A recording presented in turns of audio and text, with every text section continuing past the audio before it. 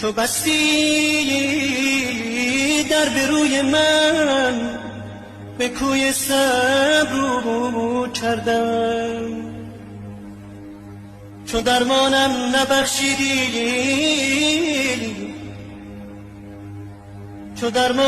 نبخشیدی، به درد خویش رو کردم. صفایی بود با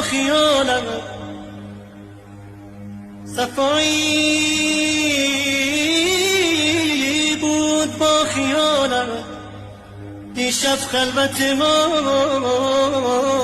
را، ولی من باز